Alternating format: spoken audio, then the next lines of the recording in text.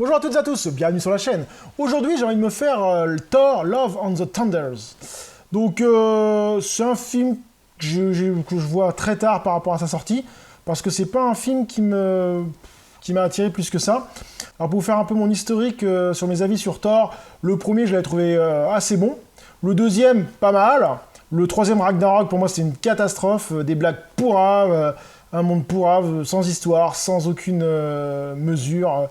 Enfin, j'avais vraiment pas accroché tout le Ragnarok. Donc ce Love and the Thunder, je n'attends rien, mais vraiment rien du tout. Pour moi, la licence Thor a été complètement bafouée avec ce Ragnarok. Ils vont peut-être relever le niveau, j'en sais rien, mais surtout qu'en plus j'étais voir sur internet, il est encore plus mal noté que le Ragnarok. Alors ça me fait un peu peur. Après, les notes, je m'en méfie. Des fois, par exemple, si vous prenez l'exemple de Suicide Squad, le 2, enfin le Suicide Squad tout court, The Suicide Squad, il est bien noté, alors que moi, j'ai trouvé nul à chier.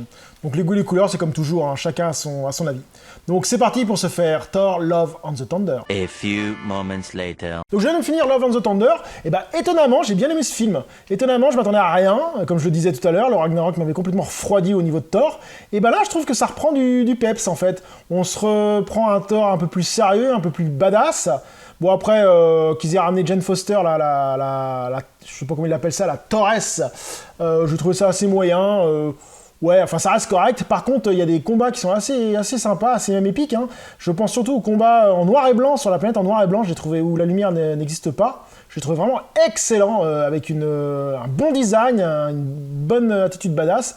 Franchement, c'est un combat que j'ai trouvé vraiment vachement bien réalisé, vachement bien foutu. Visuellement, c'était une claque. Et autrement, le reste un film très correct. Il a remonté le niveau de Thor. Je le mettrai entre le 2 et le 1, moi, maintenant. Parce que le 1, je l'avais trouvé vraiment bien, très bien même.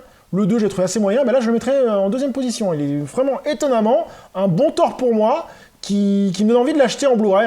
Donc je pense que je vais l'acheter en Blu-ray parce que, quand il sera pas cher bien sûr, parce que pour l'instant il est encore à au moins 20 balles, je trouve ça un peu cher pour ce genre de film.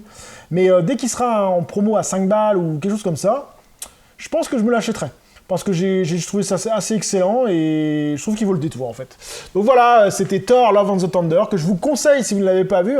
Si vous êtes arrêté à Ragnarok et vous vous dites oh non mais pour moi la série Thor c'est fini, je ne remettrai pas les pieds dedans, c'est de la merde. Tapez-vous Love and the Thunder et moi j'étais assez surpris et étonnamment j'ai aimé ce film. Sur ce, je vous dis à très bientôt sur la chaîne. Salut!